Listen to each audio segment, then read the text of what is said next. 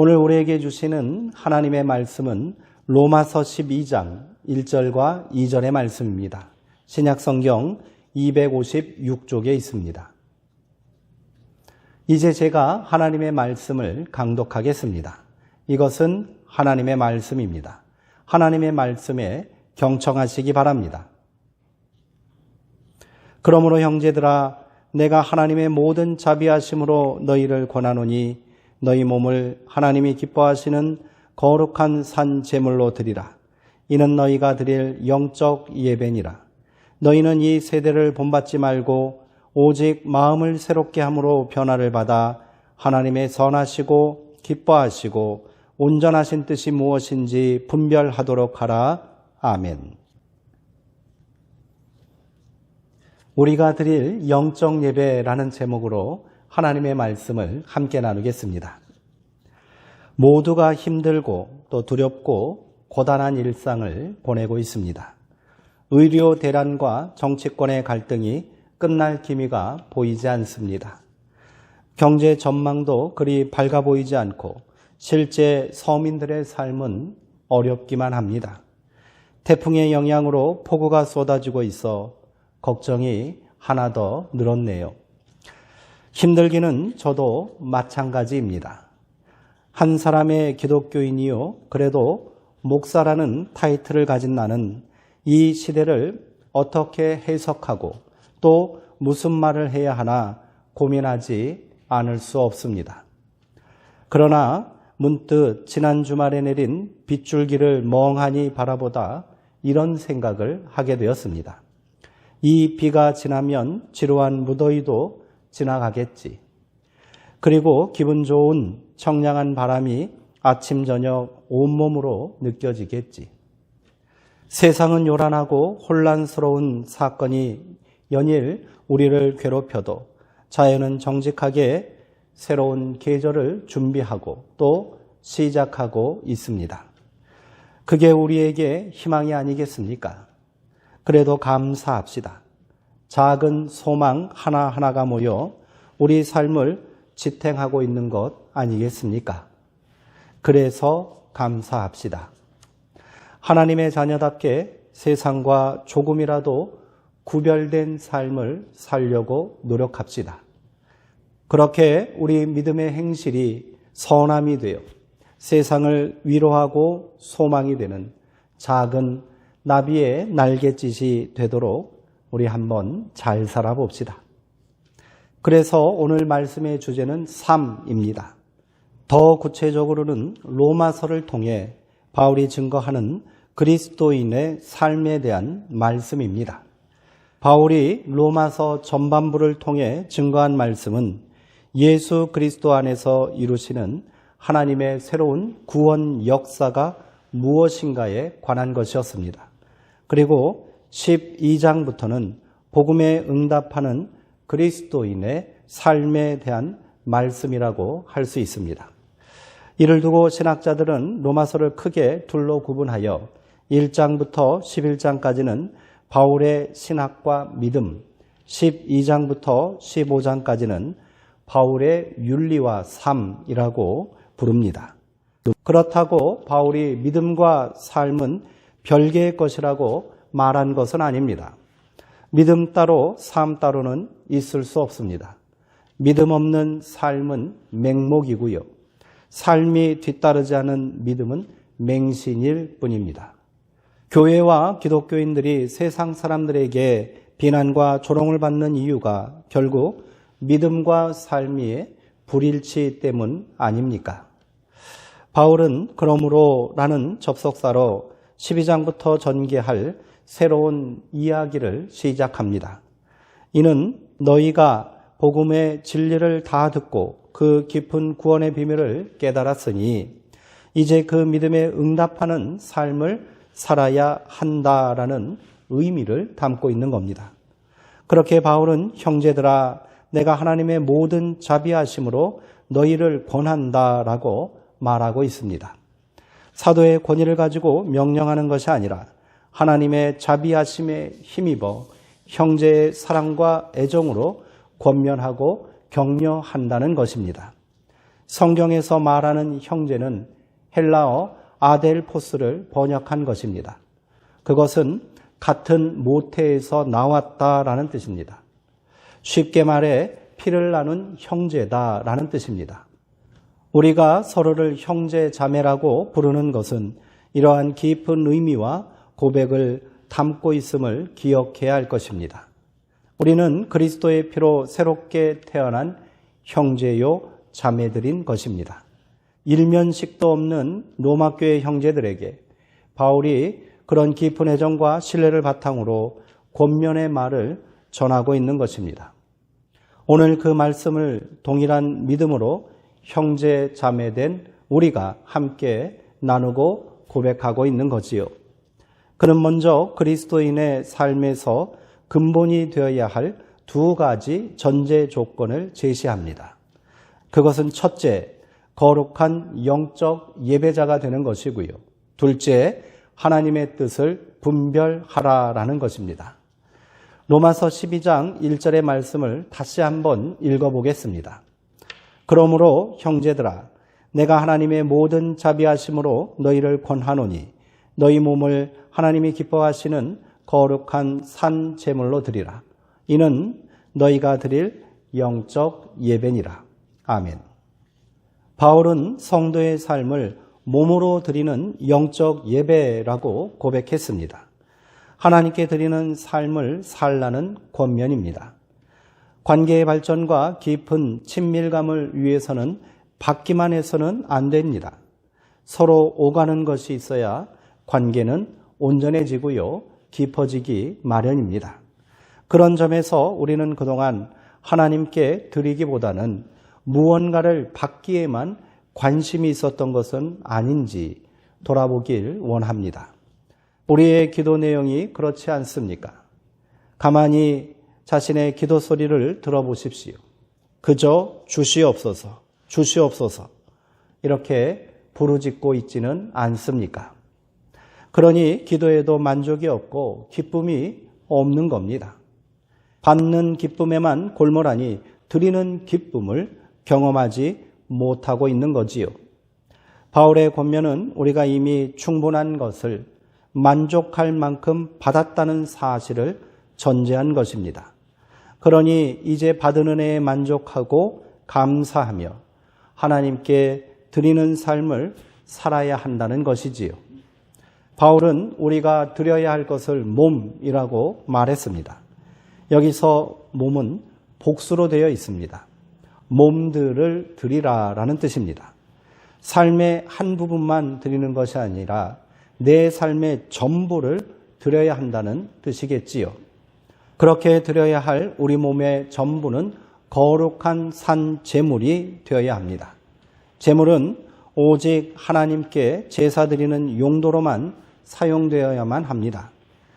그것이 거룩해야 한다는 말은 우리 몸을 다른 곳에 드리거나 사용해서는 안 된다는 구별의 의미를 담고 있는 겁니다. 그래야 하나님께 기쁨을 드릴 수 있는 것이지요. 바울은 이것이 우리가 드릴 영적 예배다라고 말했습니다. 영적이라는 말은 합당하고 이치에 맞다라는 뜻입니다. 그러므로 영적 예배란 합당하고 이치에 맞는 바른 예배라고 할 수 있습니다. 여기서 우리는 예배에 대한 바른 이해와 새로운 정의를 세워야겠습니다. 예배는 성전이라는 제한된 공간에서 특정한 시간에만 모이는 것을 의미하는 것이 아닙니다. 우리의 모든 삶의 공간과 시간이 예배가 되어야 합니다. 그래야 우리 몸 전 존재를 거룩하게 산 제물로 드릴 수 있고요. 일상의 모든 삶이 영적 예배가 되어 하나님을 기쁘시게 할 수 있는 것입니다. 지난 세월 우리는 코로나19라는 힘든 시간을 보냈습니다. 방역에 동참하는 의미로 교회당 문을 닫아야만 했지요. 그때 논란이 되었던 문제가 비대면 예배에 관한 것이었습니다. 그러나 대면 예배니 비대면 예배니 하는 것은 부차적인 것에 불과하며 본질이 될 수 없습니다. 지금 나의 삶 전체가 영적 예배로 하나님께 드림이 되고 있는가? 이것이 중요한 문제인 것입니다. 그렇다면 우리는 어떻게 삶이 예배가 되는 거룩한 영적 예배자가 될 수 있을까요? 그리스도인의 삶에서 근본이 되어야 하는 두 번째 전제 조건이 바로 여기에 대한 답이 될 것입니다. 로마서 12장 2절의 말씀을 다시 한번 읽어보도록 하겠습니다.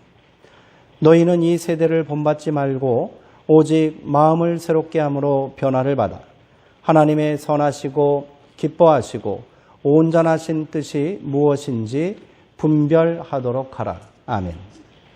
말씀의 핵심은 하나님의 뜻을 분별하는 것입니다. 이를 위해서 우리는 이 세대를 본받지 말아야 합니다. 본받다라는 말은 세상의 풍조, 모양, 유행 등을 입는다라는 뜻입니다. 그렇다고 세상을 멀리하고 죄악시하라는 말은 아니겠지요. 세상을 변화시키는 적극적인 믿음의 응답을 말하는 것입니다. 히틀러 시대의 교회의 각성과 성도의 양심을 역설했던 보네퍼 목사님은 이를 두고 그리스도의 세속화라고 말했습니다. 이는 교회의 세속화와 구별되는 말입니다. 즉 그리스도께서 이 세상에 세속의 몸으로 오셨지만 이 세상에 물들지 않고 욕망에 물든 세속의 풍조를 거절하셨고요. 세상을 변화시켰다라는 고백입니다. 보네퍼 목사님은 이처럼 그리스도인이라면 세상을 변화시키는 거룩한 세속화를 이루어야 한다고 주장했습니다. 마찬가지입니다. 우리의 전 삶을 들여 하나님께 영적 예배를 드려야 한다는 말은 결국 교회에만 모이는 소극적 예배에서 벗어나 세속의 삶을 예배의 자리로 변화시키라는 적극적인 삶의 응답이 있어야 한다는 말입니다. 하지만 사람은 좀처럼 변하지 않습니다. 오랜 습관과 익숙한 삶의 태도를 변화시키기란 여간 힘든 것이 아닙니다. 이를 위해 바울은 먼저 마음을 새롭게 하여 변화를 받으라라고 권면했습니다. 먼저 생각과 마음이 바뀌어야 몸도 자연스럽게 움직인다는 것이지요. 바울은 빌립보서에서 너희 안에 이 마음을 품으라 곧 그리스도 예수의 마음이다 말했습니다. 에베소서에서는 믿음으로 말미암아 그리스도께서 너희 마음에 계시게 하라라고도 말했지요. 여기서 마음은 심장을 말하는 것입니다. 고대인들은 사람의 심장에 생명의 근원과 사람됨의 근본이 담겨 있다라고 믿었습니다. 심장이 둘인 사람은 없지요. 그러므로 마음을 새롭게 한다는 것은 너희 심장을 그리스도의 심장으로 교체하라는 말과 같습니다. 쉽게 말해 예수가 되라는 것입니다. 그래야 생각과 태도가 새롭게 변화될 수 있다는 것이지요. 바울이 말한 변화는 초월적이고 본질적인 것으로의 변화를 의미합니다. 옛사람이 죽고 그리스도 안에서 그리스도와 함께 새 사람이 되는 것입니다. 마음의 변화는 새로운 창조의 힘입니다. 그것은 하나님만 하실 수 있습니다. 그래서 이 변화를 위해 노력하라라고 말하지 않고요. 받으라라고 바울이 말한 것입니다. 이는 우리 의지와 노력으로는 불가능한 것이기 때문입니다. 오직 믿음 안에서 성령의 도우심과 은혜로만 가능한 것입니다. 받으라 하셨으니 기쁨으로 감사함으로 은혜로 받으면 되는 것입니다.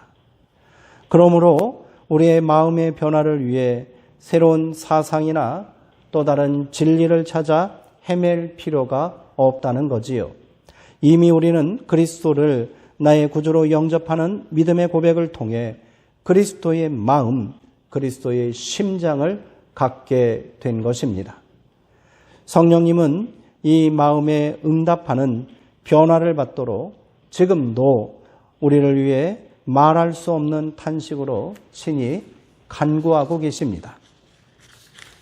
결국 마음을 새롭게 하여 변화를 받으라는 바울의 권면은 나에게 없는 새로운 것을 갈망하고 추구하라는 것이 아니라 내 안에 이미 존재하고 있는 것을 발견하고 각성하라는 말일 것입니다.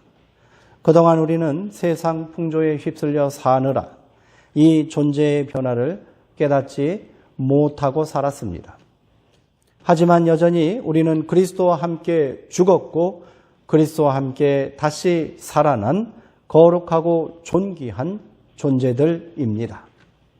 이 사실을 날마다 고백하며 세상과 구별된 삶을 사는 것이 바로 믿음입니다.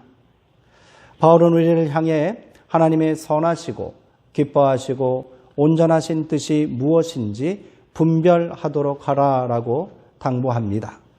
그래야 우리 몸을 거룩한 산 제물로 드리는 영적 예배를 드릴 수 있는 것입니다. 그렇다면 분별하라라는 말은 또 무슨 뜻일까요? 인간이 과연 하나님의 뜻을 분별할 수는 있기나 한 것입니까? 여기서 분별하다라는 말은 불에 잘 달구어 정금을 만들어내다라는 뜻이랍니다. 그러므로 우리가 하나님의 뜻을 분별한다는 것은 하나님의 높은 뜻과 신비로운 계획을 발견하라는 말이 아니라 그 뜻을 다 알지 못하고 다 고백하지 못한다 할지라도 하나님의 선하고 인자하신 뜻을 믿고 인내하며 살라는 말입니다. 사랑하는 수정동교회 형제자매 여러분, 우리 함께 거룩한 영적 예배자가 되기를 결단합시다. 하나님의 뜻을 분별하는 믿음의 사람이 되기로 결단합시다. 이를 위해 날마다 그리스도의 심장으로 마음을 새롭게 하는 변화된 삶을 삽시다. 세상의 유혹이 아무리 달콤해 보일지라도 때로는 세상으로부터 감당할 수 없는 시련과 고난을 받을지라도 소망과 인내로 불로 연단하여도 없어지지 않을 정금보다 더 귀한 믿음의 사람들이 됩시다. 그 변화가 더디게 느껴질 때도 있을 것입니다. 그래서 낙심하고 움츠려들 수도 있겠지요. 그러나 날마다 새롭게 열리는 새날을 다시 시작하는 마음으로 한 걸음 또 한 걸음 서로를 의지하며 함께 걸어갑시다. 그러다 보면 우리가 어느덧 예수의 심장을 가지고 하나님의 온전하시고 기뻐하시는 뜻을 분별하는 삶을 함께 살아가게 될 줄 믿습니다. 기도하겠습니다. 우리의 예배를 기뻐 받으시는 하나님, 이 시간 우리 모두가 나의 몸을 하나님께서 기뻐 받으시는 거룩한 산 제물로 드리기를 결단하오니 우리가 전 존재와 삶으로 드리는 영적 예배를 기쁘게 받아 주옵소서. 세상 풍조를 따랐던 욕망과 죄악의 삶에서 우리를 건져주시고 하나님의 선하시고 기뻐하시고 온전하신 뜻을 분별하는 거룩한 성도의 삶을 이루게 하옵소서. 나의 힘과 결단으로는 부족하오니 성령님 우리를 도우사 마음을 새롭게 하여 변화를 받게 하옵소서. 나를 부인하고 날마다 그리스도 안에서 새 사람을 입게 하옵소서. 우리 위에 십자가 고난을 감당하신 예수 그리스도의 이름으로 기도하옵나이다. 아멘.